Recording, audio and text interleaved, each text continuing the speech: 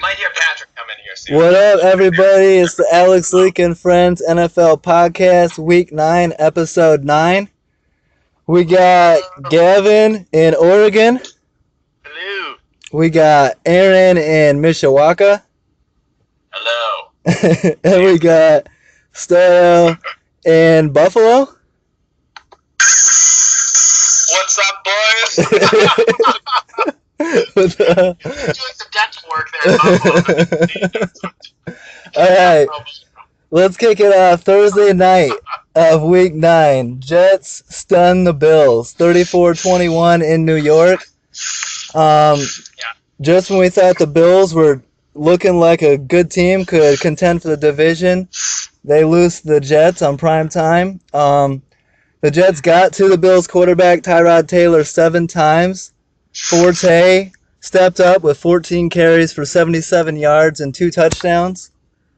And the Bills' newly acquired weapon, wide receiver Kelvin Benjamin, did not play. We'll start with Stoyo. What did you think of this game? Did you see it? Yeah, I watched some of it, and it's Buffalo. They can never get it through. I mean, Stoyo, can you do some on-the-streets reporting while you're there? Just Buffalo and be like, Buffalo fans, can you read this sentence? No, I cannot read that gibberish. Okay, next person. Because they can't read. Okay. Sorry, fans in Buffalo. Anyways, Stoyo, you said you were not a believer in the Bills when they were sitting at 5-2. This is a typical Buffalo loss. Can't beat the Jets. Gavin, what did you think of this game? Yeah, this was pretty surprising. And really, the Jets weren't all that impressive. Other than their ground attack, they're able to average a pretty high yards per carry and keep the ball out of Buffalo's hands. The score is actually a lot more lopsided than the final because there's 2 garbage time touchdowns for Buffalo. Yeah. Yeah. Fuck Buffalo, dude. Fuck Aaron, you're not a believer. That is a big loss for Buffalo. Instead of fighting for the division, now it looks like they're hoping at best for a wild card. New England's kind of running away with that division, and it'll be tough for the Bills to catch them. Another good game, Titans-Ravens. Titans hold off a Baltimore comeback attempt, 23-20. That's a 3rd straight win for Tennessee. Titans safety Kevin Byard gets 2 picks in the game, giving him 5 in the last 2 games. Titans hold Ravens running back Alex Collins to only 43 yards rushing. Titans are trying to win the AFC South. Stoyo, you think Tennessee, are you impressed with them? You think they're winning the division? I'm definitely impressed with them.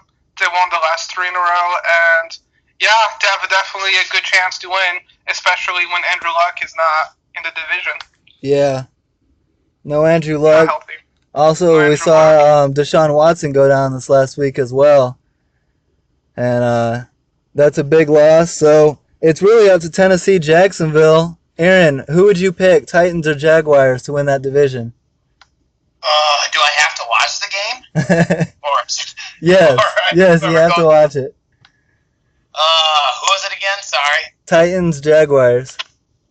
Oh, man. 2 most hated uniforms in professional. Oh, my God.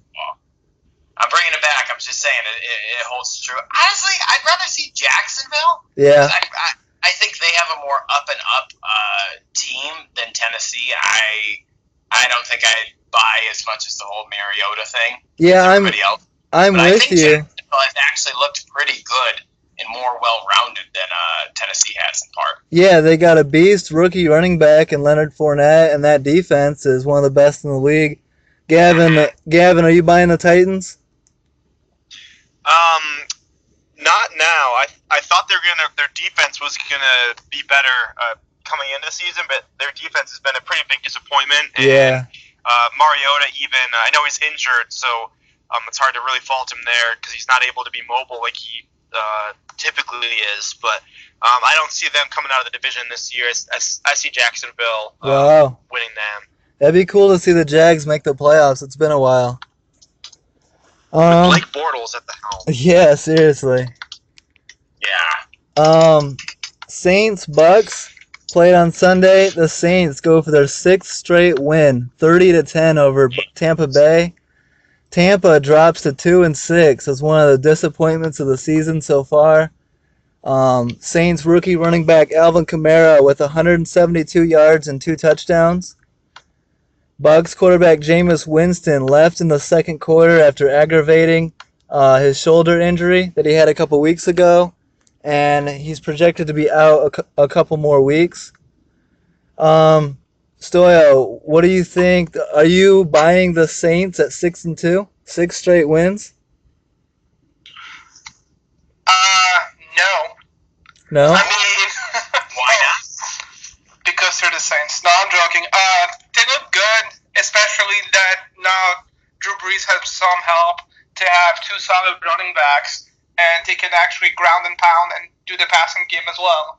So they're pretty complete now, and they're probably the 3rd best team in the NFC right now. Wow. Yeah.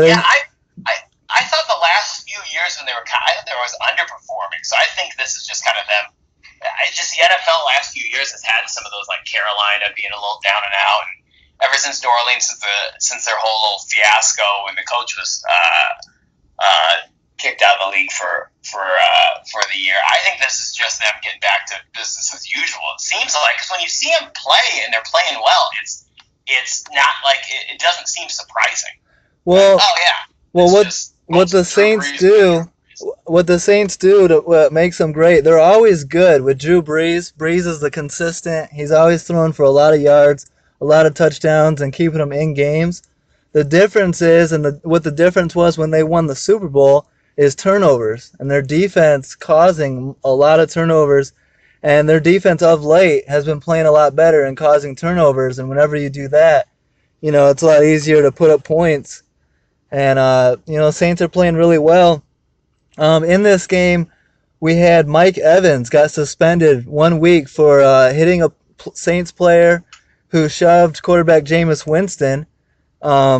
In my opinion, Winston kind of aggravated this, poking his finger in the back of the player. He turned around and shoved Jameis, and then Mike Evans came in and protected his quarterback in essence, but leveled the guy.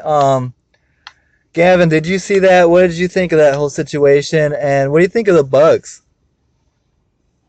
Yeah, I agree with what you were saying when we started talking about the game. Just a huge disappointment for the Bucks in general this season. Their offense really hasn't gotten it going together, even with the addition of Deshaun Jackson, and their defense hasn't showed up really at all. But as far as this situation, this all falls on Jameis Winston. Like, the whole thing is his fault. If you were out 2 weeks, I would suggest he serve Mike Evans suspension, because Evans did what you're supposed to do. It's like a goalie in hockey. Someone touches him, like, it's free for all on that guy, and you can just pound him to the ground. But Jameis, he's out of the game. Even he's already been benched, and he is all out on the field, poking and prodding the opponent for no real reason. And it's not a good leadership showing on his part, and that's really what he's supposed to be. It just shows immaturity on his part. That was one of the biggest one of the biggest things against him coming into the draft, was what his maturity levels were. Yeah, do you guys think sorry, Alex. Yeah, go ahead. I guess his career is kind of going on, and it's really kind of been under moments of brightness. But do you think? I mean, I know he's still younger, but do you think this kind of level of play is going to continue, and especially with those kind of actions that he was taking? I think I'll say this. I followed Jameis since college. I'm a big fan of him. I thought he should have gone number 1 in the draft. You were? No, I watched his first college game as a freshman. I saw that game against Pittsburgh, and I said, this guy's going to be special. He's got the arm talent to be. He's got one of the best arms I've ever seen in the game. He can put the ball wherever he wants to. He's got all the talent in the world. The problem is mental maturity, mental toughness. He's had problems. He had problems in college where his leadership was lacking, or bad leadership. He's had problems in the pros. And this week he seemed out of it when it came to the pregame hype. he seemed out of it. I don't know what that was. He didn't seem into the game at all. He's out of the game. He's not even a part of it.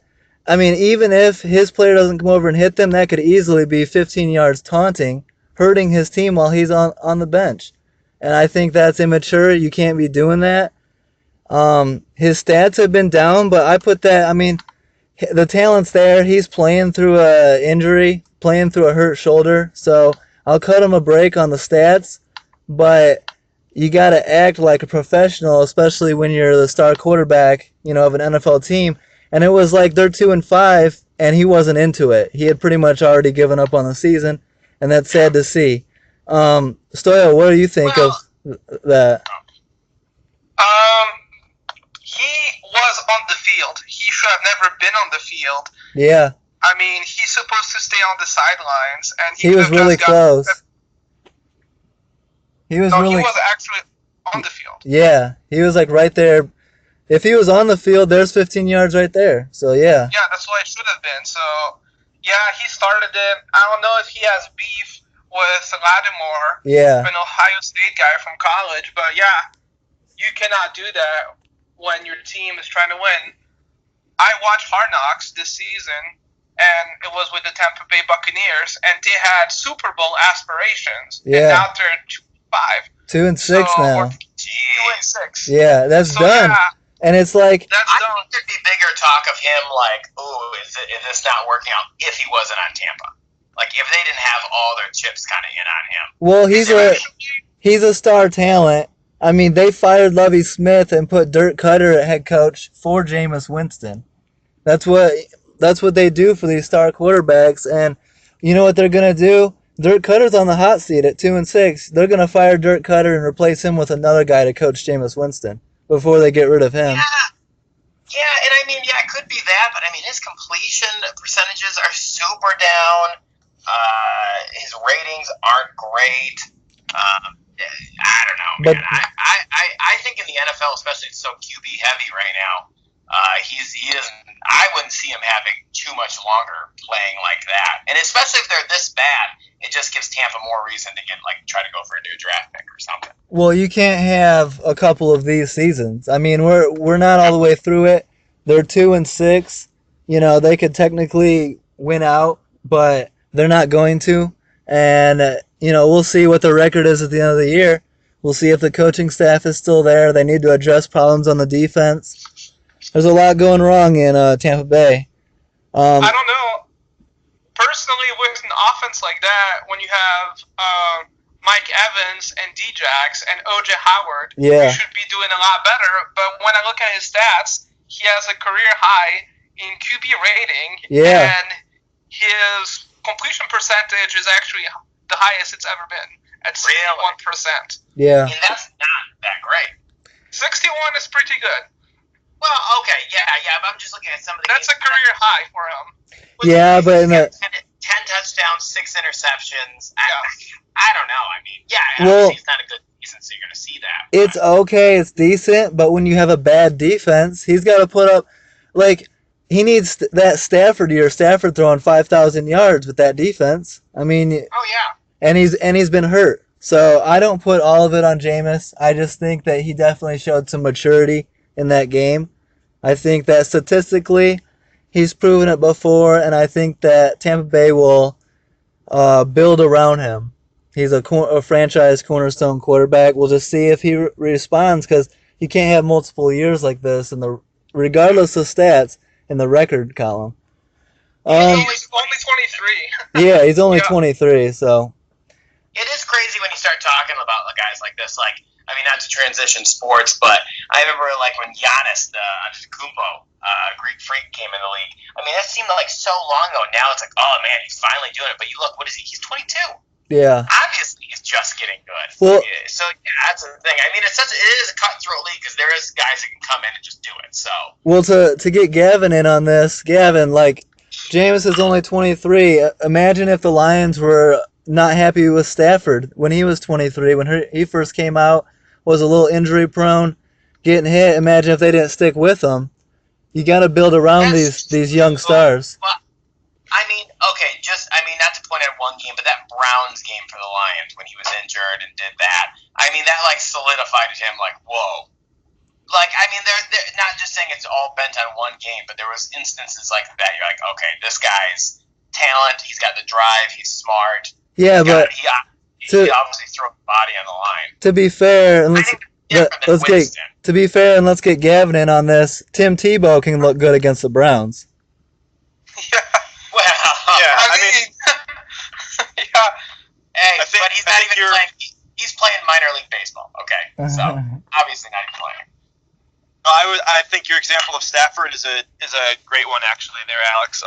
If you look at Stafford's stats over the first few years of his career, he had 20 picks, 16, 17, 19, and then 12, 13, 10 the following 3 years. So, and that was after his 26. When he's 26 is when he got his his lowest total so far. So you can see the decision making and maybe some maturity coming into play there. And with Jameis only being 23, I think he's still got plenty of time. He has the talent. He has the he knows how to play the game. He just needs to make smarter decisions. And I think that could easily come with him, in the next few years. It's possible that he never learns, but I don't see Tampa Bay moving away from him anytime soon unless they can trade for another QB and just teams decide they want some different environment or something. But even that, you hardly ever see it. So I don't see the Bucs moving away from him just because the talent is there, and you just need him to step it up and just be a little bit better. I mean, Andy Dalton's still starting quarterback, and that's all I need to say about that. Well, speaking Andy Dalton. Speaking, I'm sorry, I don't watch much Tampa Bay, I guess. Yeah, well, speaking of a quarterback who had a rough season and is now stepping it up and destroying, Jared Goff and the Rams destroy the Giants 51-17 at MetLife Stadium in New York. Jared Goff sets career highs with 311 passing yards and 4 touchdowns, and the Rams are off to their best start since 2001 at 6-2. The Seahawks ended up losing on Sunday as well, which puts the Rams in the lead of the NFC West. Stoyo, I know you've been on Sean McVay and you like the Rams. What do you think about their hot start? I think it has all to do with the coach. I keep saying the same thing every week. Yeah. But yeah, Sean McVay has been probably the best pickup in a really long time. And it just proves that what can happen with good coaching. They did have the players as well, but it's all about coaching. Yep. Speaking of, Gavin, what do you think of the Rams? You think that you were saying last week, and I was along there with you, Seattle is a tough team in that division, but Rams are now leading it, and they're looking pretty good. What do you think of the LA Rams? Yeah, I think they have the youngest head coach in the league right now, and so he's got more time under his belt now. Jared Goff's got a longer off season, with the playbook in his hands. They beefed up their offensive line. They got some new weapons for him. Todd Gurley showed up this year, which I think is a combination of Goff playing better and their offensive line, and everything everyone moves up together. All 3 of those units working together, they're able to, they're all able to build on top of each other there. And so I think they're definitely going to be contenders. They have a tough schedule moving forward. They've got the Vikings, Saints, Eagles, Seahawks, and Titans away in their next 8 games. So they've got a pretty rough road, the Rams do, but they've shown that they can beat good teams, and at least contend with others, even with some of those good teams. So, they beat the Cowboys at home. They beat the Cowboys when in Dallas. They beat the Jaguars in Jacksonville. They just stomped all over the Giants in New York, which they're almost on Browns level at this point. But they shut out the Cardinals at home. They've been very impressive. A lot better than I thought they were going to be, for sure. Yeah, I like the LA Rams. They're up and coming. I was gonna say another point on them, but I forgot. Aaron, I know you're a big Yes. Giants Ben McAdoo fan. Am I? So Any with the name McAdoo's, I used to go to their restaurant across the way. well, here's a quote. Here's a quote from Ben McAdoo after the game. Everybody's job is in jeopardy, including Eli Manning. On Monday, he retracts statement saying he stands behind Eli. What do you think? I would like to, if I was running the Giants, I would fire Ben McAdoo right now. Yeah. What do you think? I mean, those big cities, especially East Coast, I mean, they expect stuff like every time or like every year, no matter what, even if you're going to have a bet or something. I mean, they want heads to roll or wins. Yeah. So, especially, an aging kind of, you're seeing some tears at the seams, Eli Manning. And then, the coach with just the way we've talked about this several times on here, the way he just diverts the blame onto his team. Yeah. I mean, man, you're getting paid the big bucks, and you got to defend your team. You're in New York, man. You can't do that. Yeah. Gosh, that's the thing, at least for your career, too. What other team's going to be like, oh, yeah, let's get this guy. Let's look at his credentials. Oh, he had a 1-7 New York Giants, and he blamed everything on everyone else. Speaking of that, I heard someone say, with him threatening Eli Manning's job like that, they're like, be careful, because Peyton's going to stick up for his brother, and Peyton has a ton of pull in that league. They were like, if Peyton wants to, Peyton can be like, don't hire this guy. And people will listen. Eli's just got a flash. I mean, that's the thing. Yeah, it can only take you so long, but 2 rings, man. I mean, 2 rings and a very good career there. Yeah, it's more so. It's who is Eli Manning, because he's done a lot, but it's more so who is Ben McAdoo, and who is he to be acting like this? He's been in the league a head coach 1 year, like he's acting like he's earned it, and I wouldn't say so at all. They got into the playoffs and then weren't mentally prepared to play the Packers and got embarrassed. So I don't know who Ben McAdoo is, and I don't want him head coaching the Giants. Well, and especially too with the Giants, where I think they kind of hang their hat on defense a lot of years. I mean, 51 points getting run off on you. Yeah, it's a good team, but that's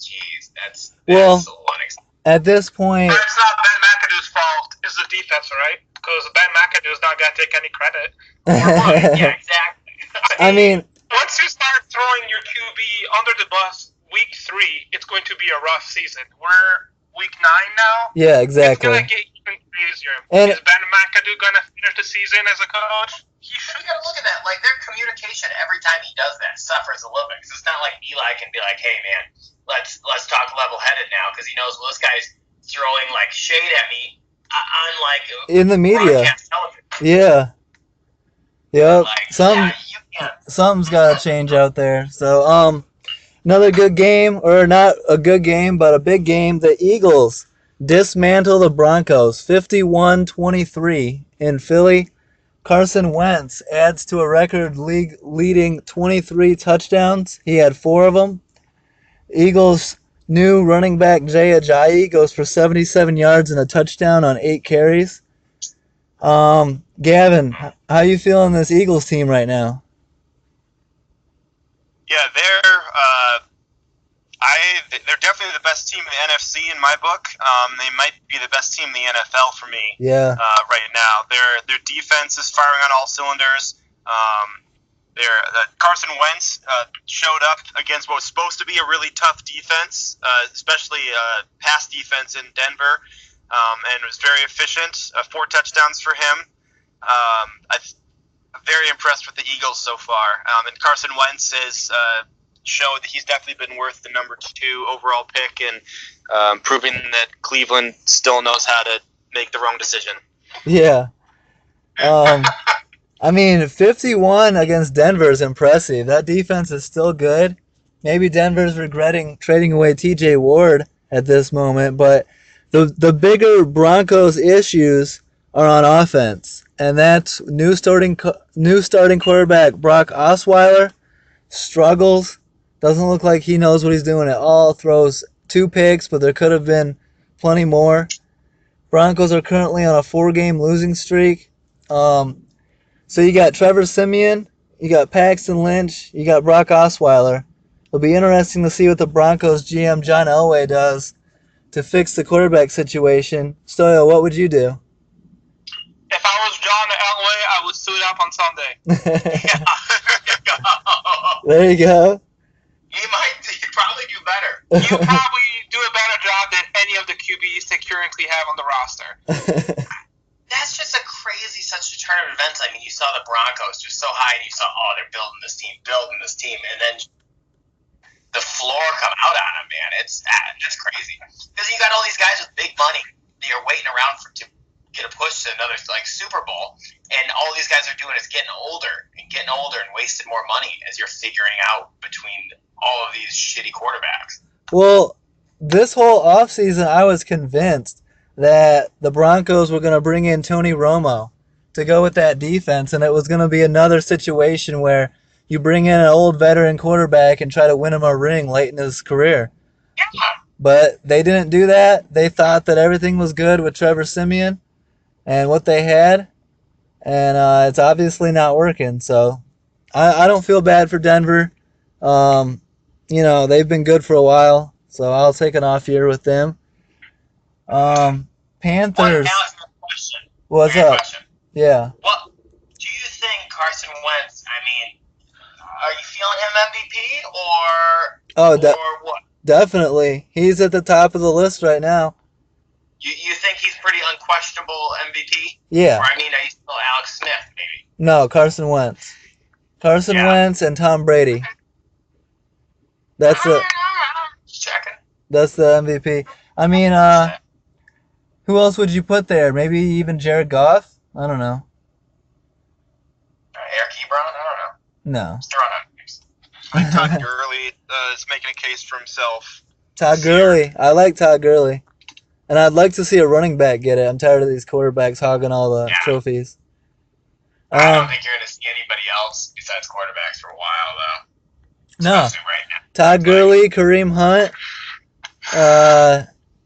Jordan Howard, Zeke Elliott. We got it. All right. Wait, are you putting yourself into that? Yeah, I'm a running back too. All right. You get Seattle. Alex is there suited up. It's not extra small. Panthers edge the Falcons 20-17 in a good game. Panthers improved to 6-3. Carolina rushes for 201 yards, including 66 and a touchdown from Christian McCaffrey, and 86 yards, a touchdown, and a dunk from Cam Newton. Cam played pretty well. He's putting the team on his back. I didn't think it was going to happen, but the Panthers are letting him run, letting him do his thing. They trade away his star receiver, but he's not complaining about it. A big win against a division rival. Good all-around good week for Cam Newton. No press conference blow-ups. After the game, he was actually seen hugging Greg Olsen and saying, "Wait till I get my weapon back," I think is what he said. Which Greg Olsen's supposed to be back soon. It seems like they've tooth and nail fought for the season pretty well. So I give them a lot of credit to get where they are. They've overcome a lot of tabloids, a lot of adversity at their star quarterback. He seemed to handle it all right. I mean, they're 6-3. Their defense is playing decent. I mean, holding Atlanta to 17. Stoyo, what do you think of the Panthers? I mean, it's all on Cam Newton. Yeah. When he's the lead rusher for their team, again, it's just all on him. And Superman's going to have to do it for the Panthers to go anywhere. I don't get it. Why does everyone hate on Cam Newton and they take away all of his weapons and Cam is Superman? If the Panthers didn't have Cam Newton, their record would be 1-15 or 0-16. I think more people are hating on him not for his on-the-field stuff, but kind of for, just that's the thing. I think he's got a bigger personality than what most, that's the thing. I don't know how these guys hold it back most of the time. I know. They're swearing and stuff, but the stuff Cam Newton does, I just think more people are honed in on him because of that. He brings it on himself, but then people pile on, and that's just natural social media. But But there could be Tom Brady swearing at everyone on the sideline, which happens. yeah, people love to hate Cam Newton. Yeah. I mean, it's difficult. What do you think, Gavin? Are you a believer in the Panthers, and do you think Cam Newton can sustain this? I think they're gonna have to find ways to run the ball that isn't just Cam Newton. Yeah. He's been their leading rusher at least the last 2 weeks, maybe even the last 3. And now with Benjamin gone, I know they're getting Olsen back hopefully here in the next couple weeks, but he had three receivers caught the ball, one of them being McCaffrey, a running back. So out of people that line up outside, Funchess and Samuel were the only guys that caught passes from Cam Newton this week. I mean, it gets you the W, and it's hard to argue against it, but it's gonna if people make him throw instead of allowing him to run like he did, that might turn things around. This game should have been a lot closer than it was. Julio Jones dropped a big touchdown, incredibly easy pass, especially for someone of his caliber. Yep. Wide open touchdown, and they would have given them a lot more time on the clock, and instead of being a fourth down failure, they would have had a touchdown. Yeah. So that would have could have turned this game completely around, but instead it gave Carolina the ball and let them kill out some more clock time. So I don't buy this win as much just from seeing the game. I think it's a little bit not as clear as the scoreboard shows, but they have beat some good teams. They beat the Patriots in Foxborough. They beat the Lions in Detroit. They almost beat the Eagles at home. Somehow they lost to the Bears. But I guess the point is they've beat some good teams, but then they've also lost to or not beaten bad teams as they've underachieved handily as they should have. Yeah. It's I think they're right there with the Saints. They're a half game back, and it'll be interesting. It's going to come down to how they play late in the season, and I think it's interesting. Huh? Well, I was gonna say, with the NFL, they could pull an old school New York Giants, just catch fire in the late season if they get some of their people back. Yeah, they can really do some damage. It's interesting to me how the talk was all about protecting Cam Newton early in the season and not letting him run and take those hits like he's done for most of his career. And that was in the interest of protecting his career and lengthening his career. And now we're mid-season and the pressure's on a little bit more, and they've ditched that. Now they're like, oh, well, whatever wins football, we're doing that. And I just find that a little interesting. I'm sure that Cam Newton is on board with that and asking them to let him run, but interesting point. Cam Newton has 9 yards less rushing than Jonathan Stewart. Yeah. For the season. And Jonathan Stewart hasn't had a great season, but how many yards does he have, do you know? Jon Stewart has 350, Cam Newton has 341. Yeah, that's not that much. And we're in week 9. And Stewart is averaging 2.9 yards a carry, and Cam is averaging 4.9. Wow. I think you gotta let him do that, because they were like, oh, we're gonna run him pocket, pass it. Yeah, that's great, but I think the thing that makes him is the ability to do that. It definitely does. He's not an accurate pocket passer, or not a super accurate pocket passer.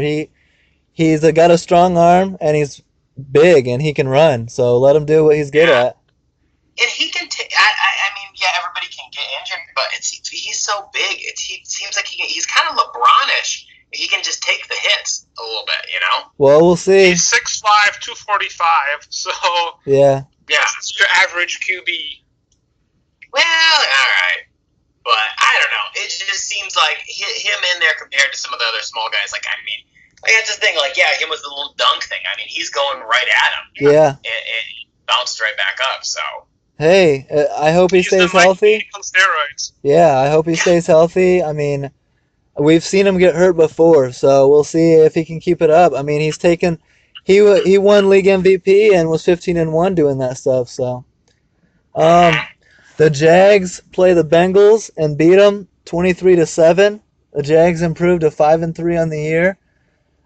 During this game, AJ Green, the Bengals wide receiver AJ Green, and Jags corner Jalen Ramsey are both ejected for fighting.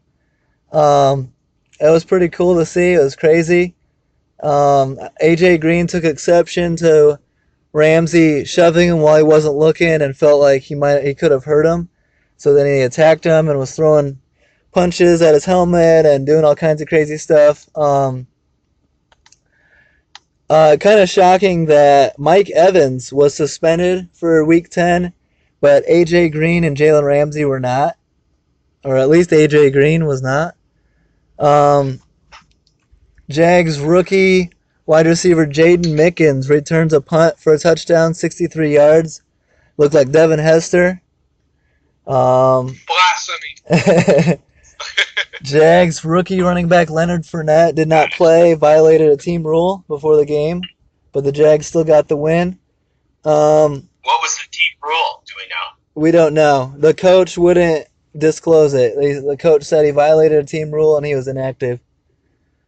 But there have been some reports that he missed a practice, a rehab session, and was late to something else. Yeah. Team photo. Coach naked pregame.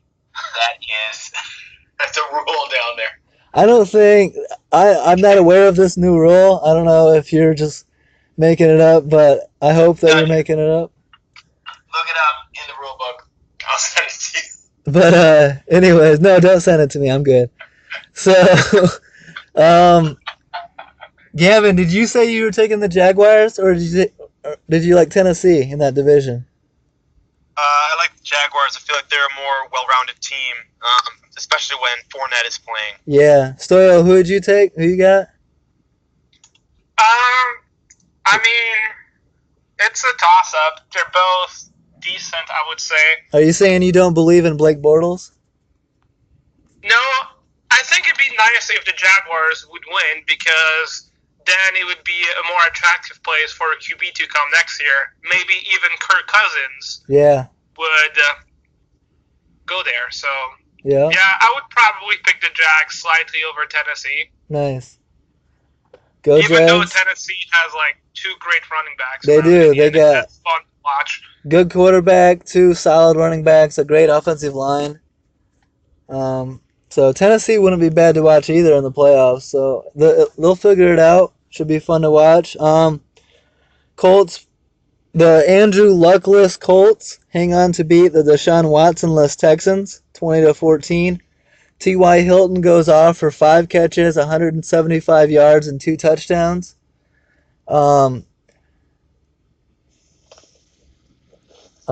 Let's see. What else happened here? Andrew Luck and Deshaun Watson both ruled out for the season. Texans starting quarterback Tom Savage struggles. Quarterback QBR of 15 and less than 50% completions. Wonderful. Aaron, are you a believer in either of these teams? No, I hate the Colts. I don't know why. Maybe just living in Indiana, no one even likes them here. Yeah. That's the thing. Like, seriously, this state is just full of Bears fans. They even like the Bears now more than the Colts, which is crazy. That's cool. I'm cool with that. Houston, man, I just feel bad for that team. Yeah. Just what happened, with the hurricane and everything. Then you lose J.J. Watt, and then your Rookie of the Year quarterback. I mean, is he still good? You think? Can you give a guy Rookie of the Year still? No. For only this season, or no? No, it's he's Hunt's not. probably gonna get it. Yeah, Kareem Hunt or someone that plays longer. Someone that plays the whole season will get it. Deshaun Watson was killing it. He was fun to watch. He was having a great rookie season. Tough injury. It's the Bridgewater injury. Got him in practice, non-contact. So sucks to happen, but that shit just happens. This is his second ACL injury as well. Yeah. Is it really? Yeah. That's not good. Yep. Terrible. But hopefully rehab's good and comes back and has success. Usually with a second one like that. I mean, a first one, yeah, but a second one, I don't know. Like, So it's just downhill there. But hopefully, who knows? no, I mean you can come back. I mean, there's people that have come back from more injuries, but he's a quarterback and he relies on athleticism, so it sucks. Yeah. So There was real quick. Yeah. There was a Twitter poll taken. Someone, this was during the World Series. They said, would they give up QB Deshaun Watson to win the World Series? There's a 74 to 26 ratio of yes to no. And then the days after that poll, Deshaun Watson goes down. That's crazy. So Yeah, that was kind of awkward. In practice that made this happen, and then just poisoned the Dodgers team. Well, they think that it was an injury that happened against Seattle that was kind of unnoticed, and then, it was like about to tear, and then he goes into practice and is moving around and it just tears. So, sucks, but at least the city of Houston got a World Series, so they can rely on that, and the Texans can build for next year. Gavin, tell me if you would like this from your owner. Colts owner Jim Irsay recklessly tells NBC's Tony Dungy that the Andrew Luck injury is, quote, inside his head now. And they shut down Andrew Luck. Now he's saying that Luck, the injury's in his head. Not a good look. Not what you want your owner to be doing. Downplaying your star quarterback. It didn't seem like they handled the Luck situation right from the very beginning. What do you think, Gavin? I don't like owner coming out and saying things like that. Kind of just back to the Ben McAdoo. You want your leadership and your front office to show confidence in your guys no matter what. Yeah. He didn't need to say this. He could have just said shouldered in rehab like we thought, and so we just shut him down so we get fully healed in preparation for the following season and making sure that our future is safe. There's no need to come out and say that unless there's some other psychological nonsense that he feels this will benefit Luck, but more often than not, I'd say this is going to hurt somebody's confidence. Yeah. If the injury isn't in his head, these comments might be. No, absolutely. Good job, Irsay. Just another classic move by the Irsay family. Yeah. I mean, there's just solid people all around. Just ask Baltimore. Oh my gosh. All right. Yeah, I don't know where Jim Irsay gets off this pill-popping idiot to question Andrew Luck. I mean, yeah, he's gotten hurt, but so what? Go back to your pills. Yep. I'll just say Baltimore's got more titles in the last 20 years than Indianapolis does. So nice. Back Indianapolis, man.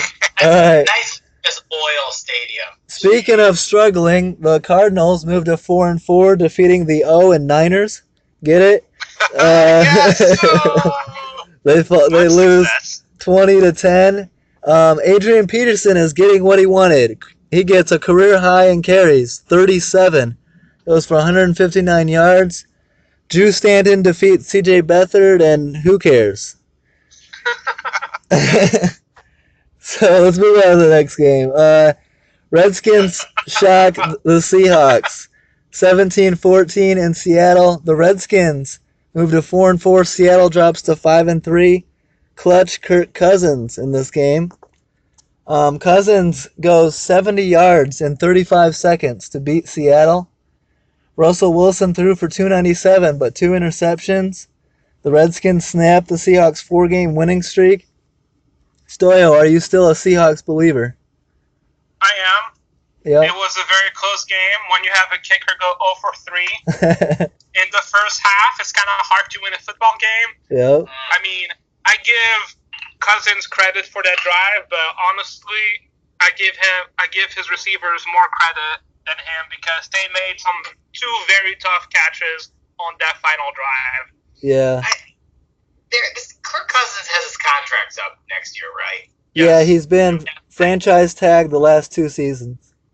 And you can't do it. Everybody talking, he's the next huge dollar guy. I mean, he is good. And granted, you see he's doing these games. But I don't know. I mean, you guys buy him as an elite quarterback? Or if you're winning games like this, yes. If you're going to Seattle and winning, yes. That's a statement game. That's probably the best game of Cousins' career. I mean, it wasn't a great statistical game, but he stepped up when it mattered against a great defense. Yeah, you got to give it to him. Gavin, what do you think? Yeah, I think it was a really good game on his part. He was very efficient, 67% completion percentage. He didn't throw any picks. He was averaging almost 8 yards per pass attempt. And this is against Seattle's defense in Seattle, which we know is not an easy place to play. And frankly, he's doing it with not a whole lot of weapons to pass to.